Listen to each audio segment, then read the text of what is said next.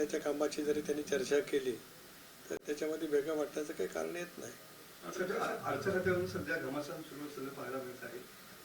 राष्ट्रवादीला अर्थखात्यात जाऊ नये म्हणून शिंदे साहेब स्वतः या ठिकाणी अमित शहा भेटल्याचं सांगण्यात येते. मला स्वतःला असं वाटतं की वृत्त कल्पोकलित निराधार आहे. याचं कारण असं की आदरणीय एकनाथराव शिंदे साहेब जे उपमुख्यमंत्री आहेत, ज्यांनी मधल्या कालावधीमध्ये परिवर्तन करत असताना राज्याचं मुख्यमंत्रीपद भूषवलेलं आहे उत्तम पद्धतीने, अशा वेळेला इतर पक्षाला विशिष्ट विभाग देऊ नये असं ते म्हणतील असं मला स्वतःला काय वाटत नाहीत. ते एक त्यांच्या पद्धतीने एक वेगळं राजकारण करणारे एक ते व्यक्तिमत्व आहे. त्यामुळे आपल्या मित्र पक्षाला काय मिळू नये किंवा काय मिळावं या बाबतीमध्ये ते कधी बोलले आहेत असं मला गेल्या 3 वर्षामध्ये कधी जाणवलेलं नाही.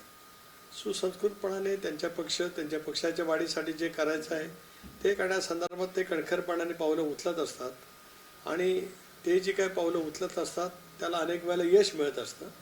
त्यामुळे त्यांचं कर्तृत्व ते त्या पद्धतीने दाखवतात. राष्ट्रवादी काँग्रेस पक्षाशी त्यांचे संबंध सौहार्दाचे आहेत.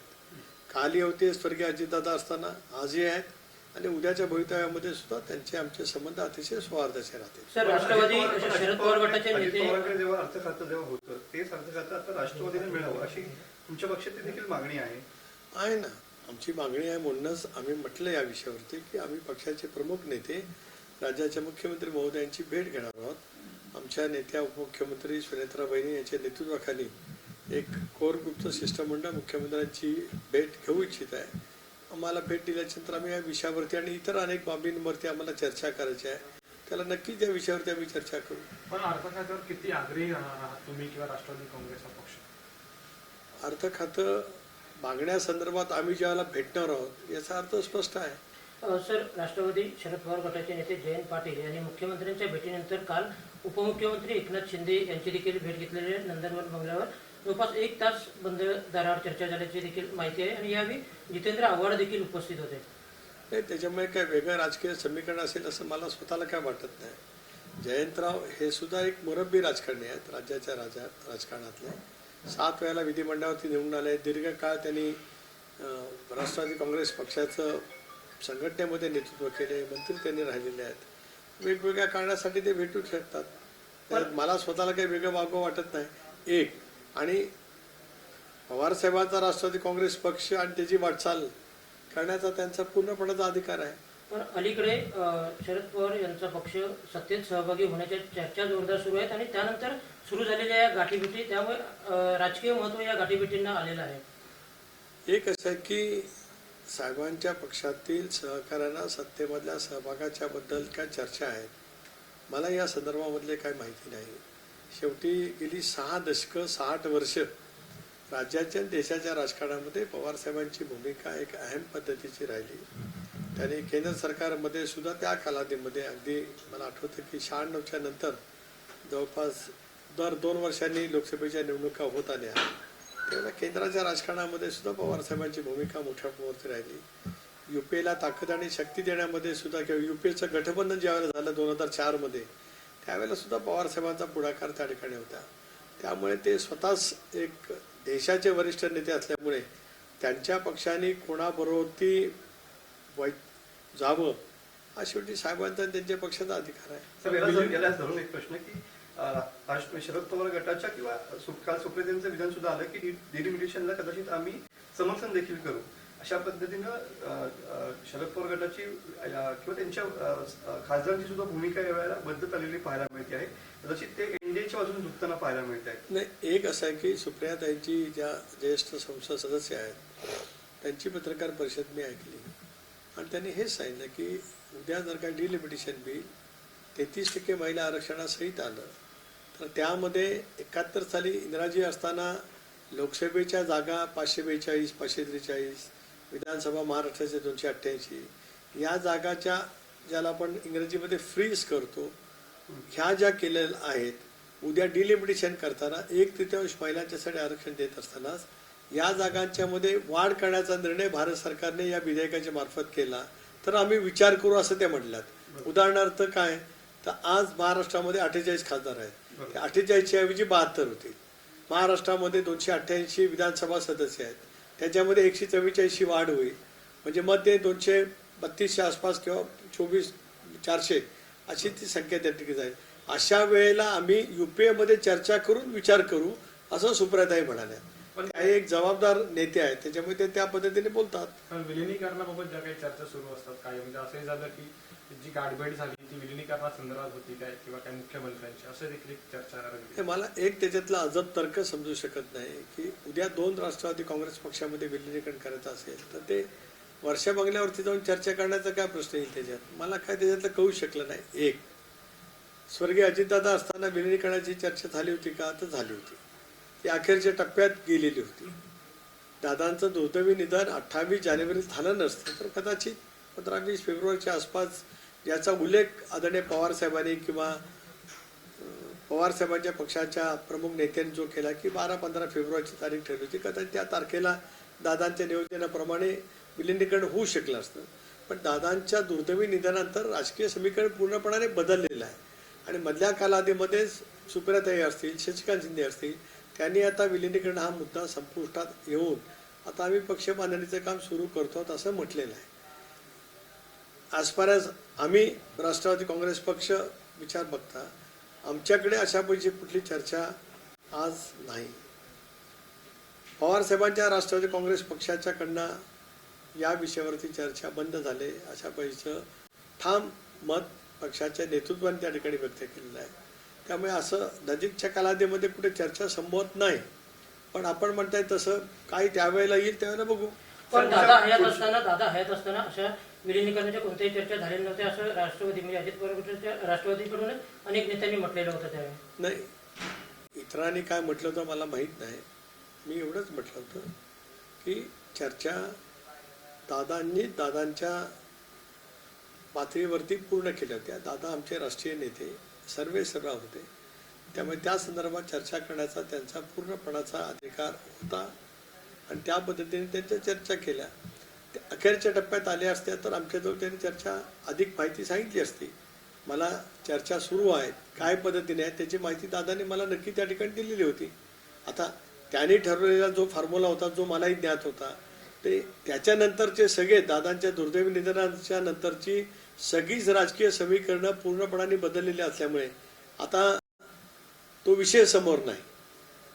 सर, तुमच्या ज्या गाठीभेटी झाल्या विलिनीकरण हा जर वेगळा मुद्दा राहिला किंवा त्याच्यावर चर्चा सुरू झाल्या, पण तुम्ही जयंत पाटील साहेब असतील किंवा तुम्ही प्रफुल्ल पाटील साहेब तुम्ही ज्या भेटी मुख्यमंत्र्यांसोबत झाल्या त्याच्यामुळे पक्षामध्ये कुठेतरी एक मतभेद झाले किंवा नाराजी झाली, नेमकं काय आहे? म्हणजे काय असं वहिनींना किंवा पारदादांना या गोष्टी माहिती असं बोललं जातं. 2 भाग आहेत. एक तर जयंतराव पाटलांची आणि आमची वर्षा बंगल्यावरती भेट झाली नाही. जयंतराव वर्षा बंगल्यावरती जरूर गेले. त्यांच्या विधानसभा मतदारसंघातील त्यांच्या नगराध्यक्षाच्या अपात्रतेच्या विषयावरती चर्चा करण्यासाठी ते गेले असं त्यांनी स्पष्टपणाने काल माध्यमांशी बोलताना सांगितलं. मी आणि प्रफुल्लबाई एक तर मी गेल्या आठवड्यातच त्यांची वेळ मागितली होती. संसदेचं अधिवेशन सुरू होण्यापूर्वी यापूर्वी महाराष्ट्रामध्ये प्रथा होती की खासदारांना बोलवावं आणि दिल्लीमध्ये असलेले काही प्रश्न असतील तर ते राज्य सरकारचे दिल्लीचे असतील तर त्याचा पाठपुरावा करावा. मी माझे जे काही प्रस्ताव आहेत की जे राज्य शासनाकडून दिल्लीकडे जायचे आहेत त्याच्यामध्ये दापोलीमधील पर्यटनाच्यावरती आधारित काय मुद्दे आहेत, त्या खात्याचे मंत्री शेखावत यांच्याकडे पत्रव्यवहार मी आदरणीय अमितभाईंच्या मार्फत केला, पंतप्रधान महोदयाच्या मार्फत केला, ते प्रस्ताव आहेत. इतरही काय प्रस्ताव आहेत त्याच्यासाठी वेळ मागितलेली होती. प्रफुल्लबाईंनी पण वेळ मागितली होती. ते परवा पहाटेच परदेशी गेलेले आहेत, त्याच्यामुळे त्या वेळेलाच मुख्यमंत्र्यांना उपलब्धी होती म्हणून आम्हाला बोलावलं गेलं. त्यामुळे मी कालच सांगितलं पत्रकार परिषदेमध्ये राजकीय भेट असती तर जरूर वहिनींना आम्ही सांगितलं असतं. परंतु जर का भेट राजकीय नसेल तर सांगण्याचं काय प्रत्यय नाही. काल त्याच्यानंतर आमच्या कोर कमिटीची बैठक झाली आणि अनेक बाबींवरती चर्चा केली. SIRची चर्चा केली, स्वर्गीय दादांचा 22 तारखेला जयंती आहे त्या कार्यक्रमाची चर्चा केली, मुख्यमंत्र्यांची भेट झाली, त्याच्याबद्दलची मला जे काही त्याबद्दलचं सांगायचं होतं ते मी त्या ठिकाणी सांगितलं. त्याच्यामुळे काय भाषणाचं काही कारण नाही. वहिनी आमच्या नेते आहेत.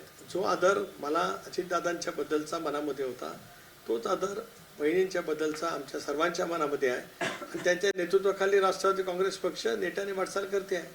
साहेब, आमदार रवी राणा असं म्हणतात की अशक्य राजकारणात अशक्य गोष्टी शक्य झालेल्या आहेत. त्याच पद्धतीने 15 दिवसात दोन्ही राष्ट्रवादी एकत्र येतील आणि कदाचित केंद्रीय मंत्री सुप्रिया सुळे असतील.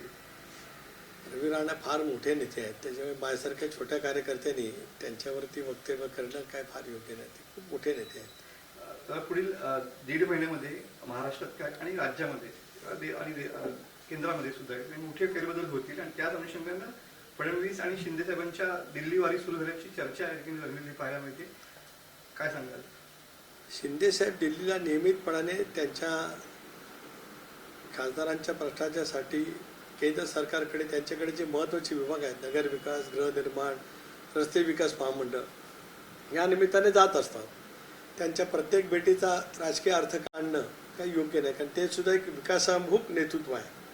एकनाथराव शिंदे साहेब सुद्धा मुख्यमंत्री आहेत. मुख्यमंत्र्यांचे अनेक प्रश्न, राज्य सरकारचे अनेक बाबी आज केंद्र सरकारकडे आहेत.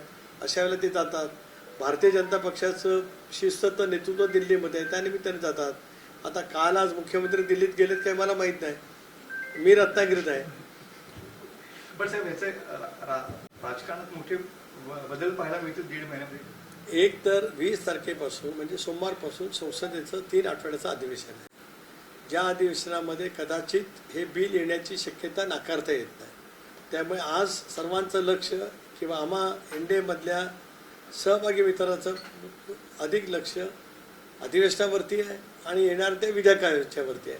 त्यामुळे मग 1.5 महिन्यामध्ये नेमक्या काय घडामोडी आहेत, काळाच्या मुद्रात कुठे दडलेल्या असतील तर कदाचित स्वातंत्र्य दिनाच्या नंतर तुम्ही 1.5 महिना म्हटल्याच्या नंतर 15 ऑगस्टचा स्वातंत्र्य दिन होईल. लाल किल्ल्यावरून पंतप्रधान महोदयांचं देशाला उद्देशून भाषण होईल.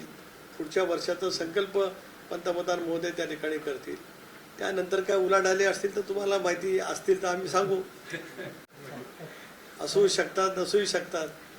पण साहेब, कसं आहे, आता करता आणि करणं, म्हणजे तुम्ही जर ह्या गोष्टी म्हटलात की राजकीय भेटी नाहीये, तर आता जर राजकारण पाहता याच्यावरती किती विश्वास ठेवायचा जनतेनं सगळ्या? राज्यात लक्ष तुमच्याकडे आणि तिकडे केंद्रात लक्ष अमितभाई शहांकडे. नाही, माझ्याकडे राज्यात लक्ष असते इतका मी मोठा नाही. पण एक खरं आहे की या सगळ्या प्रक्रियेमध्ये एक प्रदेश राष्ट्रवादी काँग्रेस पक्षाचा अध्यक्ष म्हणून आणि स्वर्गीय अजितदादांचा सहकारी म्हणून काय भूमिका करावी लागत असते.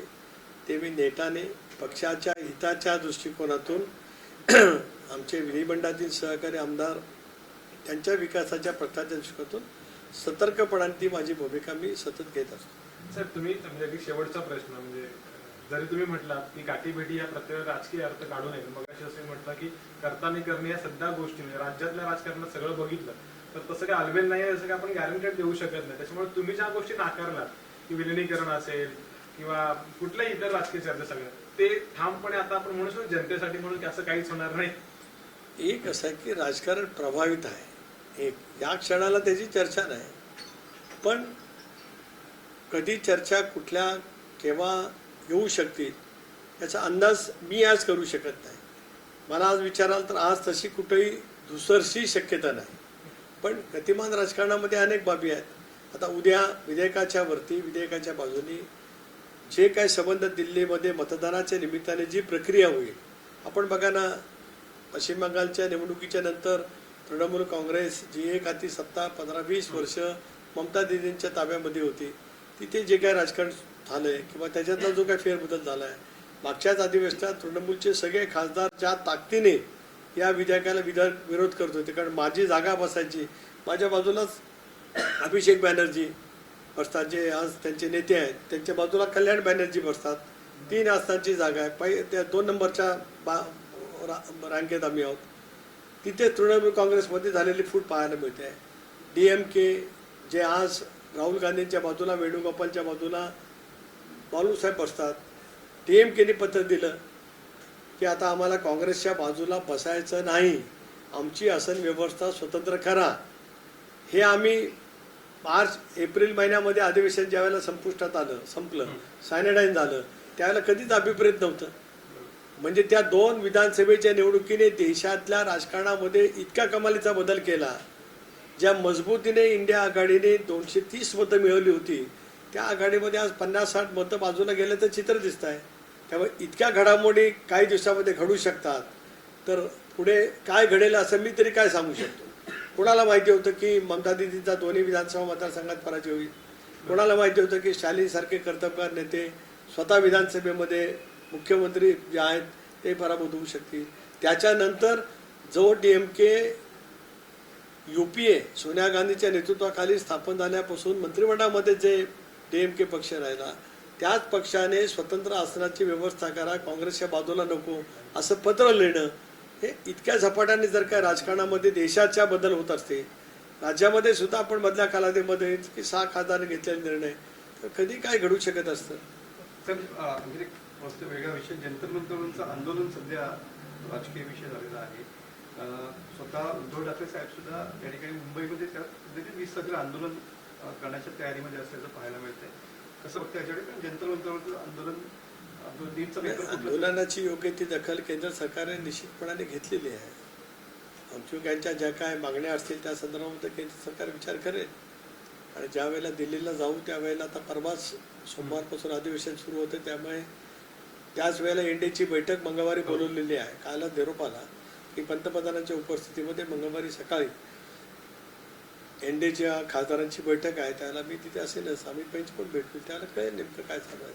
त्या अनुषंगाने महाराष्ट्रात पण तोच मुद्दा धरून महाराष्ट्रात आंदोलन आज आता एक विरोधी पक्ष म्हणून त्यांना त्यांची जी काही भूमिका घ्यावी लागत असेल ती त्यांनी घेतली, तर त्याच्यात आम्हाला कोणाला काय वेगळं वाटायचं काही कारण नाही. नागपूरमध्ये रामरक्षा आंदोलन करण्यात येणार आहे उद्धव ठाकरे यांच्याकडून, रामरक्षा पटल. फडणवीसांनी यामध्ये सहभागी व्हावं असं देखील पत्र शिवसेनेकडून त्यांना देण्यात आलेलं आहे. जय श्रीराम. चला.